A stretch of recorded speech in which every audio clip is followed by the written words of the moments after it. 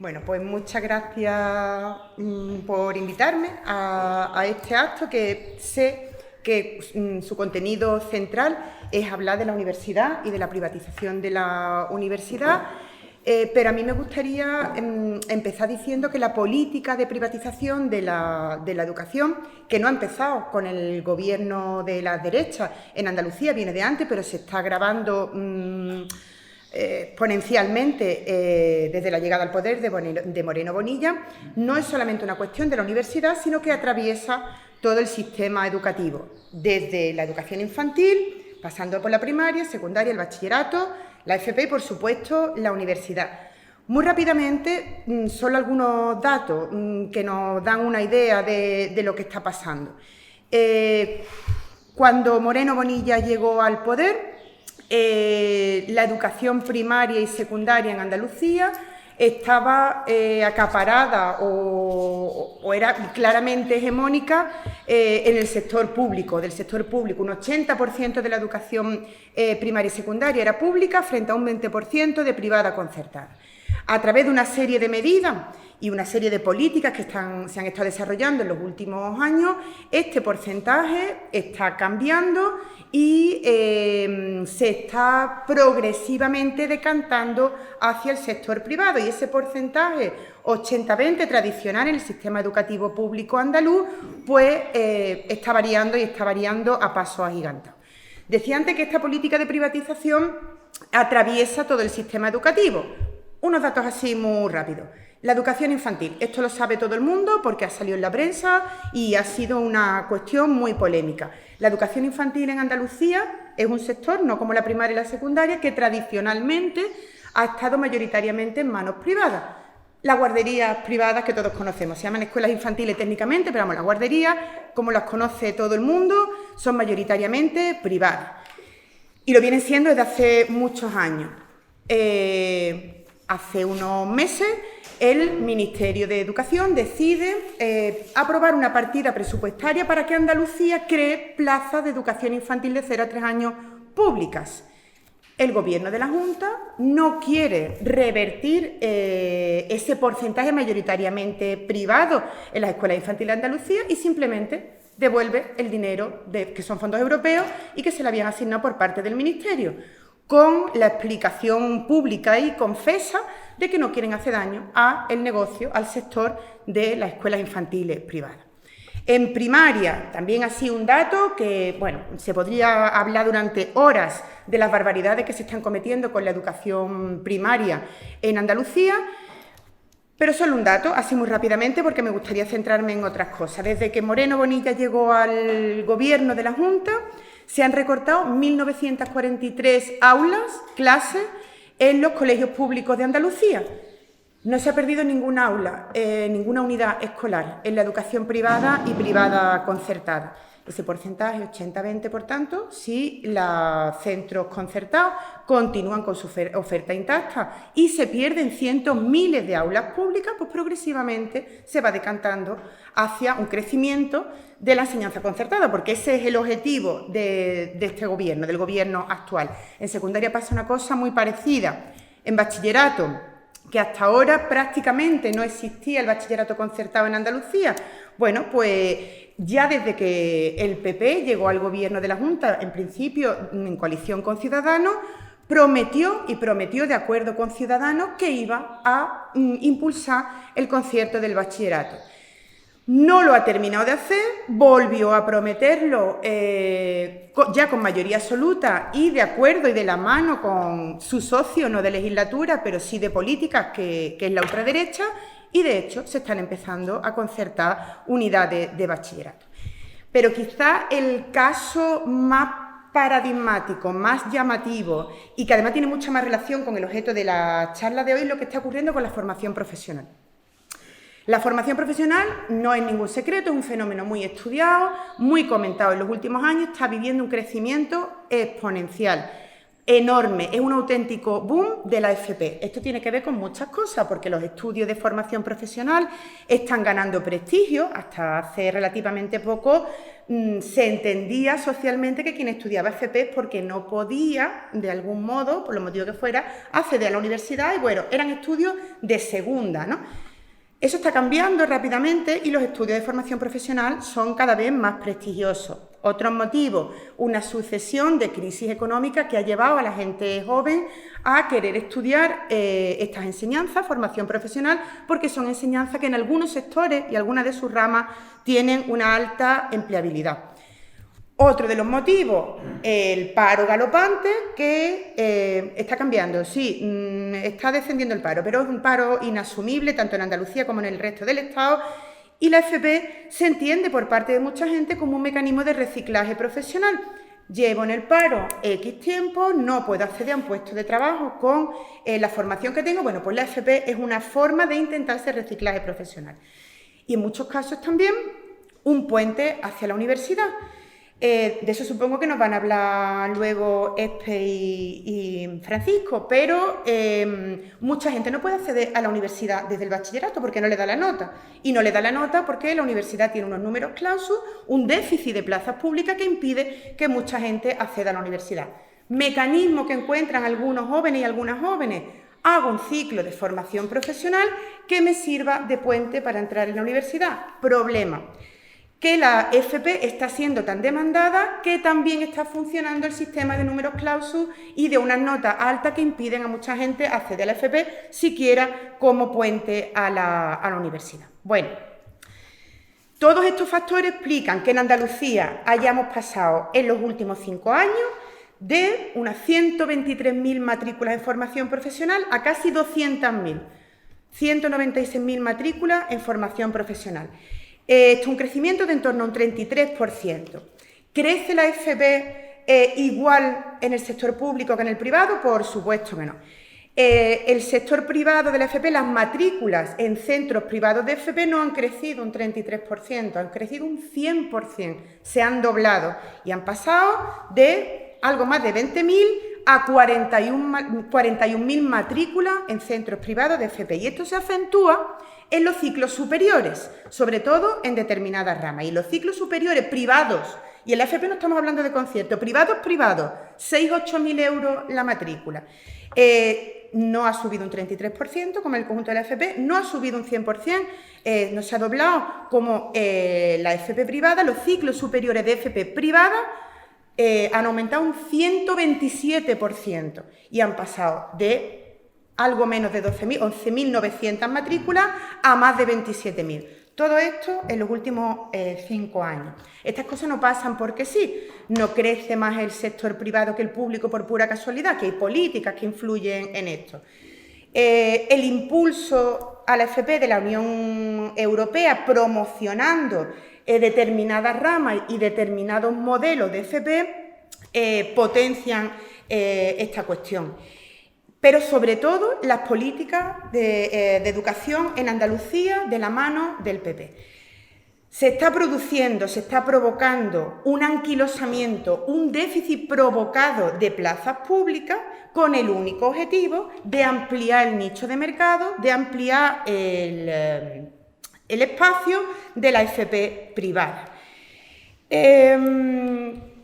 Los chavales y las chavalas jóvenes que terminan la secundaria obligatoria pueden acceder al bachillerato, pueden acceder a la FP, como decía antes, a la FP como estudios últimos o a la FP como puente para llegar a la universidad. Pero claro, es tal la demanda de plaza y es tal el déficit de plazas públicas que las notas de corte para acceder a un ciclo de FP están creciendo enormemente. Y entonces pasan cosas, pasa que un chaval o una chavala que no tiene una nota brillante en secundaria, y no todo el mundo tiene por qué tener una nota brillante, puede hacer varias cosas.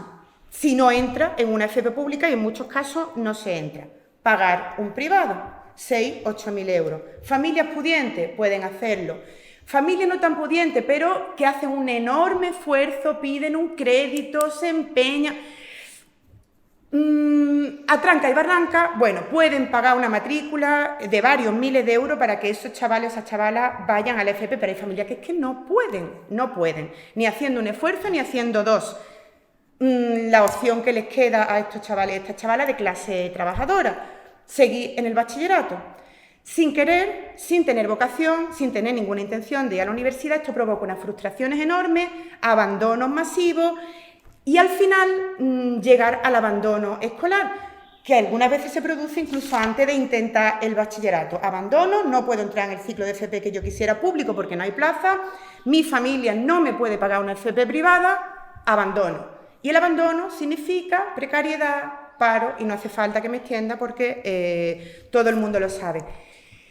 El acceso a estudios superiores, ya sean universitarios, ya sean de FP, tiene un sesgo de clase brutal y cada vez más. Y con la promoción, luego lo hablarán los compañeros, de las universidades privadas, de los ciclos de FP privados, este sesgo de clase se está acentuando. Estudia no quien quiere, no quien se esfuerza, lo del mérito y la capacidad es mentira, sino quien puede pagarlo.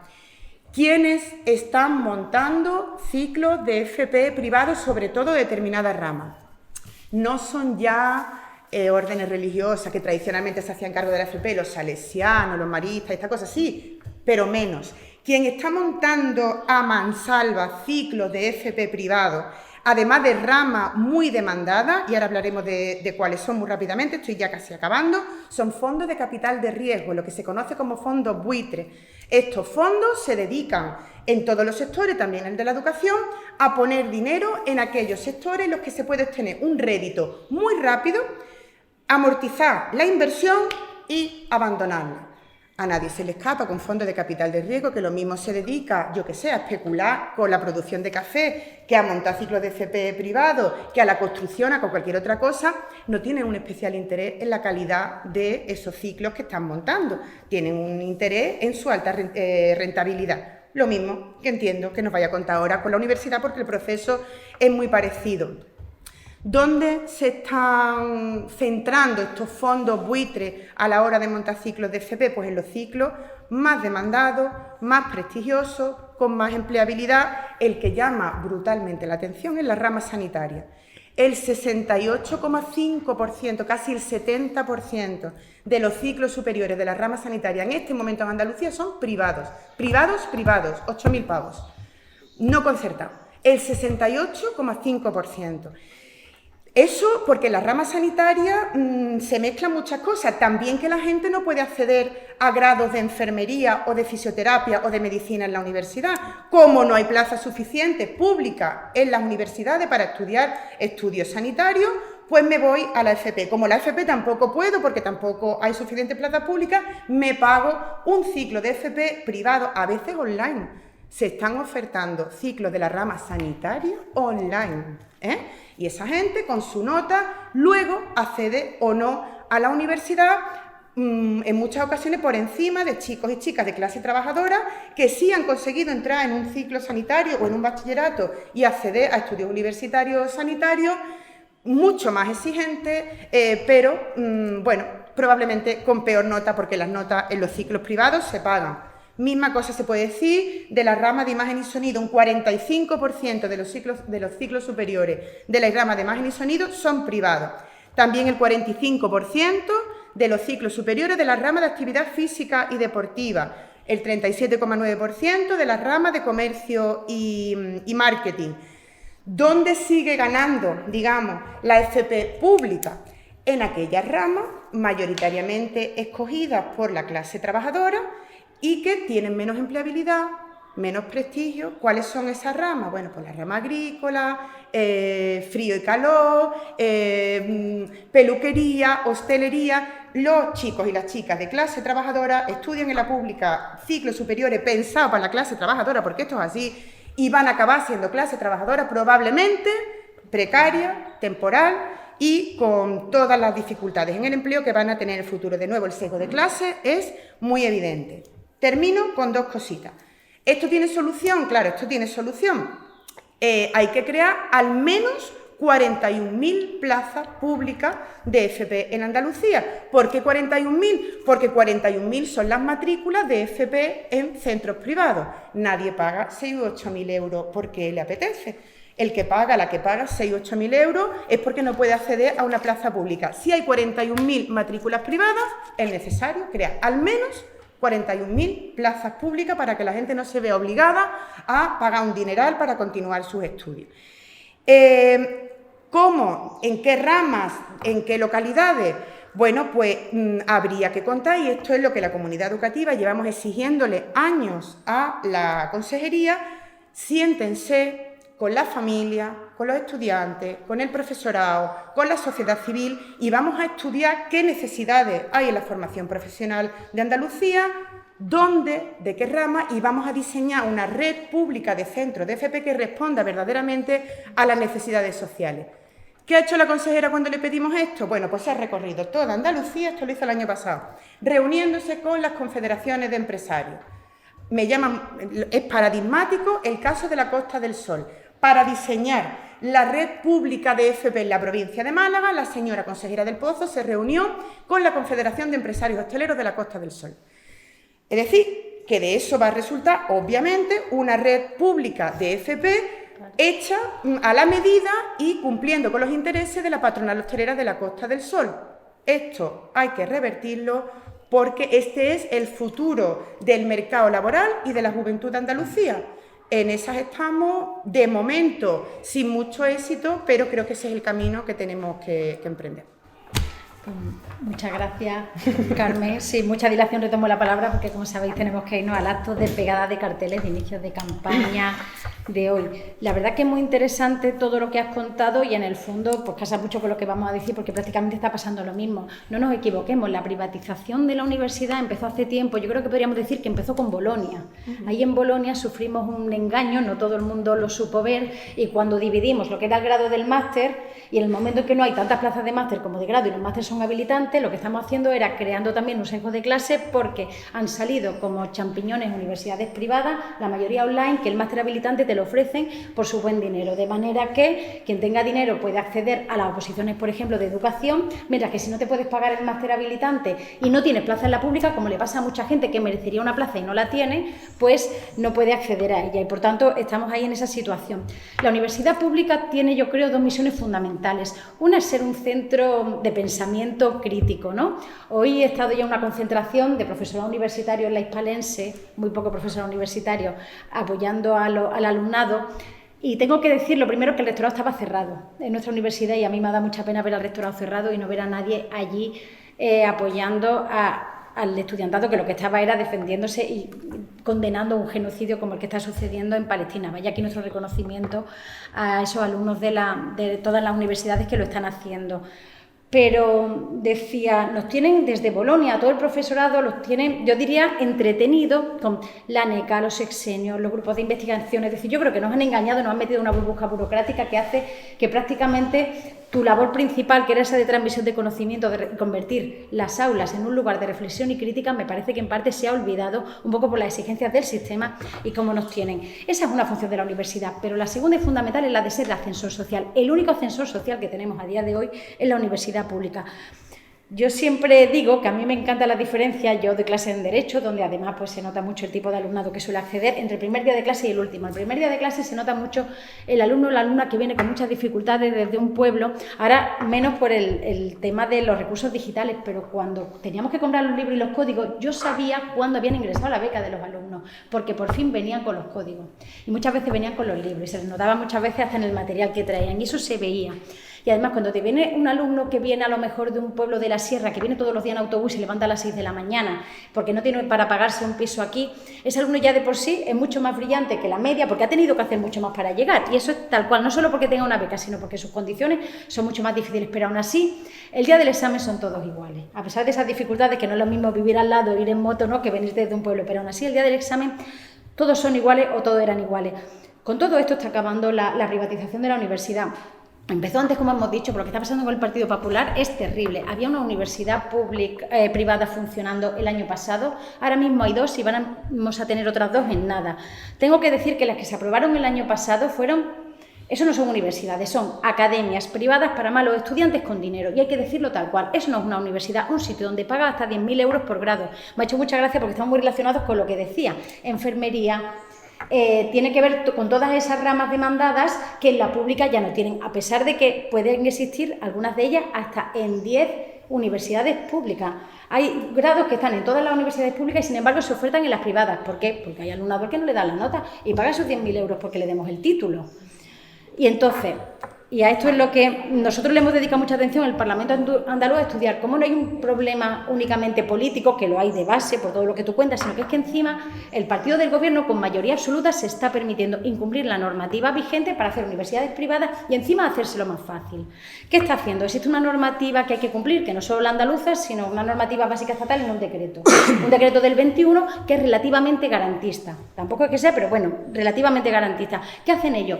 Como no les gusta, aplican el de 2015 del gobierno del ministro Wert del PP. ¿Por qué? Porque ese decreto de 2015 te exige tener menos grado y dedicar menos dinero a la investigación y tener menos profesorado. Y lo aplican sin ningún pudor y sin ningún problema. Y a nosotros nos obligan a pasar por el trámite de que tiene que pasar una norma absolutamente ilegal e inconstitucional por el Parlamento y con sus votos la aprueban. Porque no tienen bastante con darle todas las facilidades, sino que es que encima ni siquiera la normativa vigente se les puede aplicar, sino que es que gozan de ese privilegio, ¿no? Los llamados partidos constitucionalistas. Hay más, la Ley Andaluza de Universidades te exige que como mínimo pues le dediques un dinero, una parte del dinero a la investigación, hay una parte a becas, y hombre, es que una universidad no es una academia, tiene que ser un lugar de pensamiento y tiene que haber transferencia de conocimiento a la sociedad, tiene que haber investigación, tiene que haber innovación. Eso también nos lo pasamos por el forro porque, total, da absolutamente igual y no se aplica. Y para colmo de los colmos, y es que ahora por fin, después de hace 10 años, se han actualizado todos los títulos de las universidades andaluzas, llevaban 10 años sin actualizarse, y es verdad que las universidades estaban demandando pues títulos más modernos, pues que se asemejen más o que se acomoden más a la realidad que tenemos que vivir. Tenemos que pensar en la transición ecológica, la transición digital, y que hacen falta títulos, pues que realmente no me gusta tanto pensar en el mercado de trabajo, sino en las necesidades que tenemos de innovar y de dar un salto cualitativo como sociedad, ¿no?, para conseguir esa revolución verde que tanto necesitamos. No depende solo del turismo, que es donde estamos ahora. ¿Y qué es lo que pasa? Porque existe una norma que para que una universidad pública pueda acceder a un nuevo grado, pues te exigen equilibrio territorial, es decir, a ver dónde está y dónde no, te exigen sobre todo que sean doble grado si puede ser, te hablan de la empleabilidad, por ejemplo, te hablan de la especialización, es decir, una serie de requisitos que a las universidades privadas no se les exigen. Y ahora mismo tenemos universidades privadas ofertando títulos repetidos y repetidos, que están en todos sitios, por 10.000 euros al mes. Y el otro día que hablamos de este tema en el Parlamento, dijo el consejero, que está grabado en la sesión, que no nos pusiéramos así, que seguro que cualquiera de nosotros podía mandar a su hijo o hija a una universidad privada, 10.000 euros el grado. Digo, ¿pero en qué mundo vive este señor? ¿En qué mundo vive? Digo, que aquí gobernamos para algo más que para la gente que puede permitírselo, ¿no? Hay que pensar en el dinero que ganan el andaluz o andaluza medio. En consecuencia, la privatización de la universidad no tiene solo que ver con ese acceso al mercado fácil de instituciones que antes estaban. La UTAMED pertenece a un fondo buitre, pero es que la universidad que está ahora mismo la estamos tramitando, la Universidad Europea, pertenece al fondo que tiene el Idealista, un fondo de inversión extranjero, porque ha sido comprada, es una universidad que existe en Madrid, y la han comprado un fondo de inversión, es un fondo buitre, ¿no?, que entre otras cosas administra el portal El Idealista. Para que os hagáis una idea en manos de quién estamos, que igual que te compran un bloque de pisos para vivienda turística, te compran, ahora mismo te están comprando superficies agrarias para cultivo intensivo o hiperintensivo, te están comprando también universidades, y estamos en manos de los especuladores.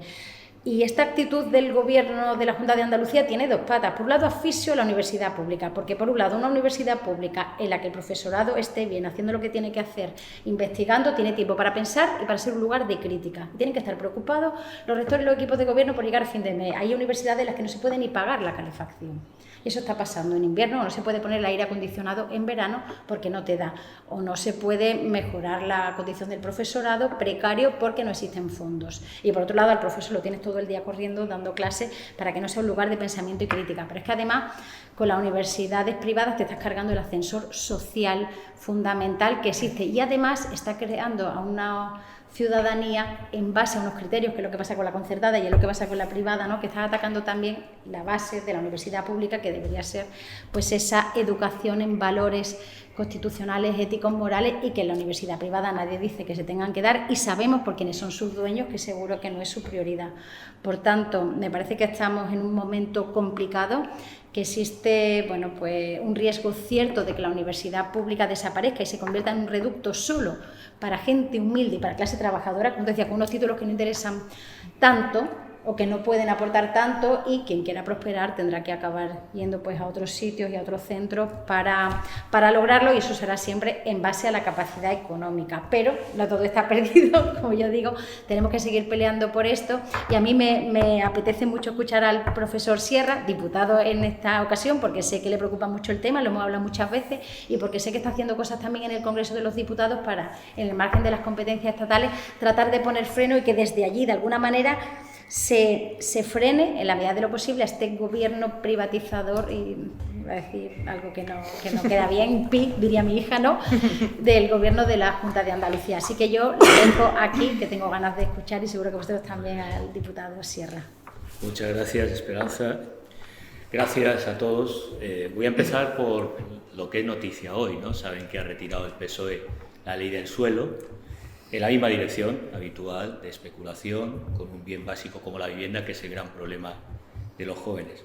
Señalo esto porque la ley del suelo, los fondos buitres, están en el mismo ámbito de negocio. Si no han visto la película que ahora reconocemos a Antonio de la Torre, El Reino, pues podrán ver cómo se conecta capital financiero, especulación inmobiliaria y sectores estratégicos. Señalo esto porque esta ley del suelo pues, beneficia a gente como el alcalde de Granada, Torres Hurtado, que en su momento, delegado del gobierno, me alegra poder compartir mesa aquí con Carmen Yuste, porque ha vivido en primera persona lo que fue la lucha contra la LOU, delegado del gobierno, a los alumnos que se movilizaron en las acampadas y la lucha contra la LOU, contra Bolonia, y a los profesores que apoyábamos, nos puso grupos antiterroristas para perseguirnos, para ver qué hacíamos, por defender el derecho a la educación. Actualmente Torres Hurtado, como saben, fue condenado por especulación, por los pelotazos urbanísticos en Granada, con sus familiares.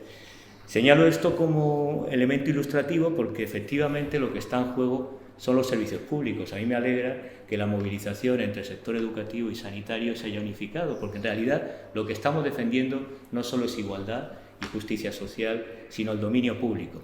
Y ese es un proceso que tiene largo recorrido.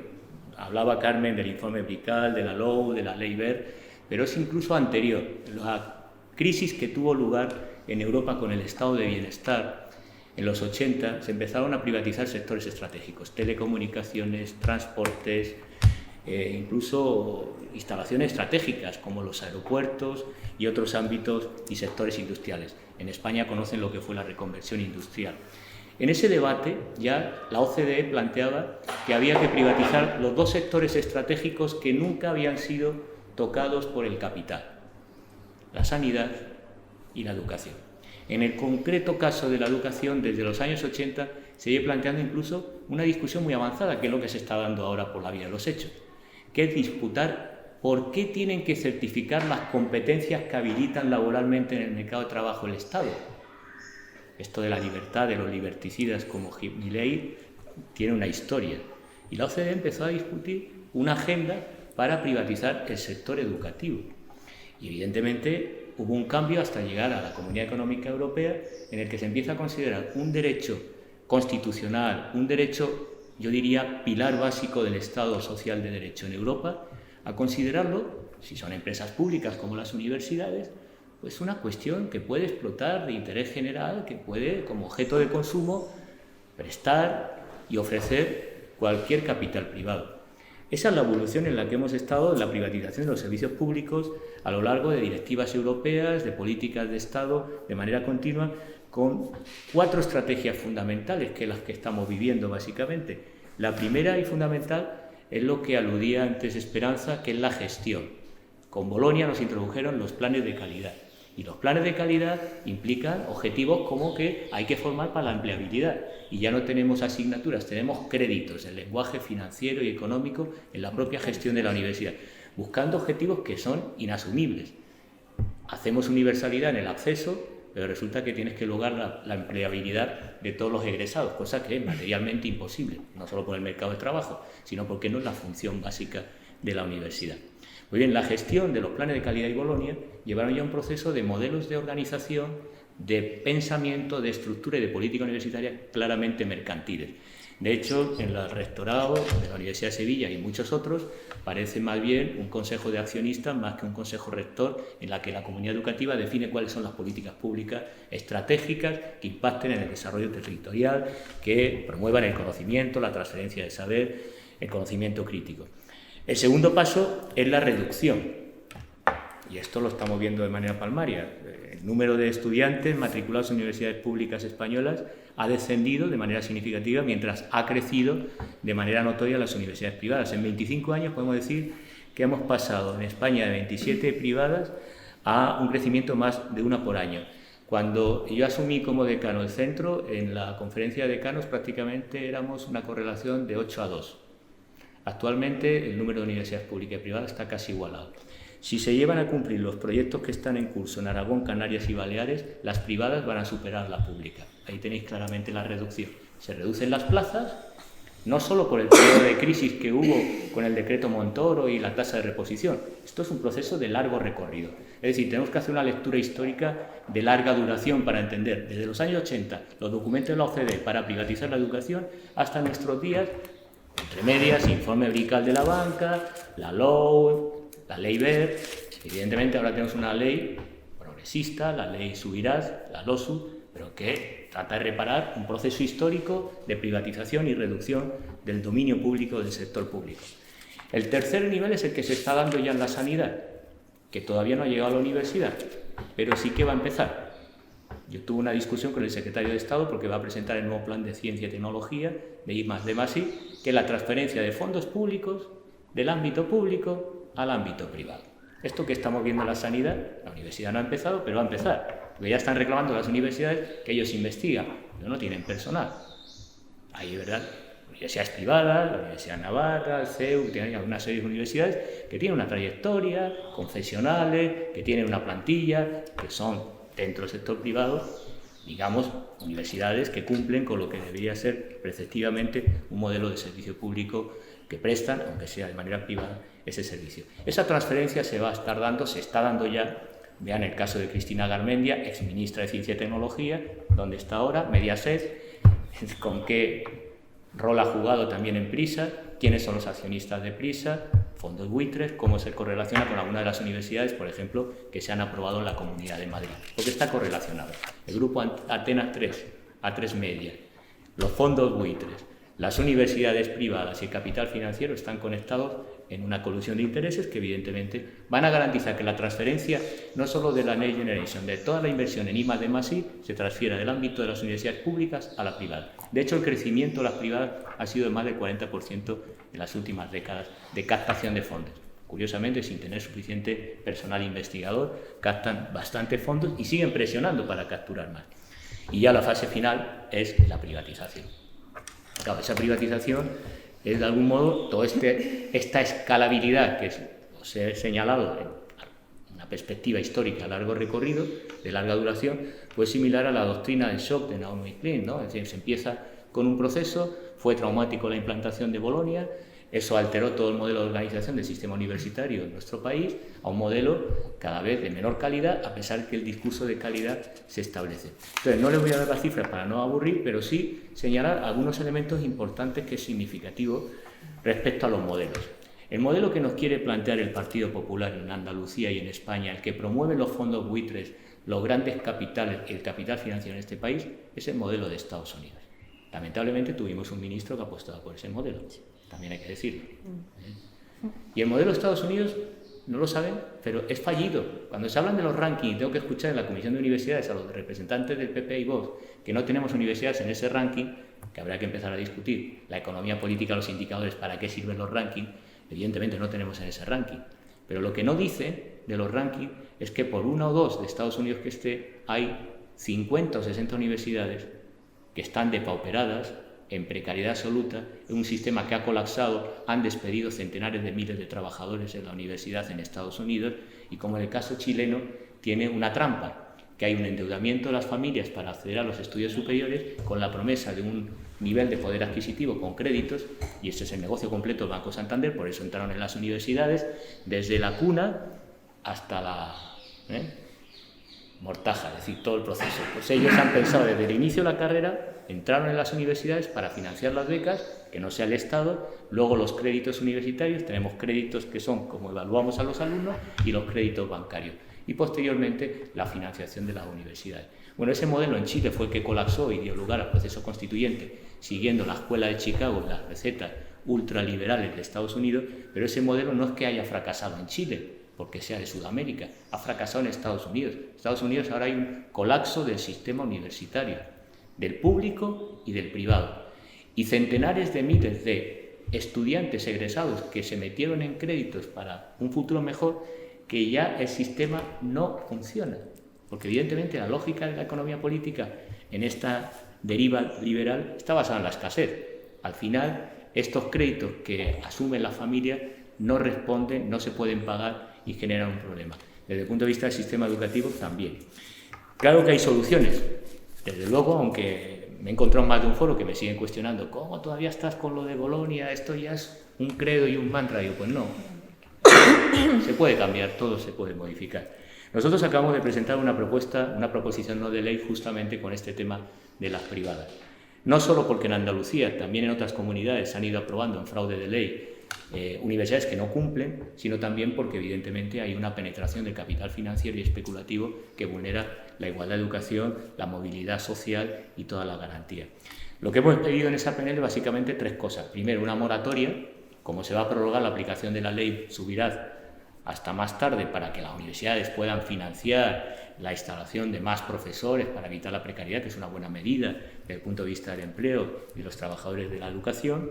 Pues vamos a hacer una moratoria también para que hasta que no se implante plenamente la LOSU no se apruebe ninguna universidad privada. Primera medida básica.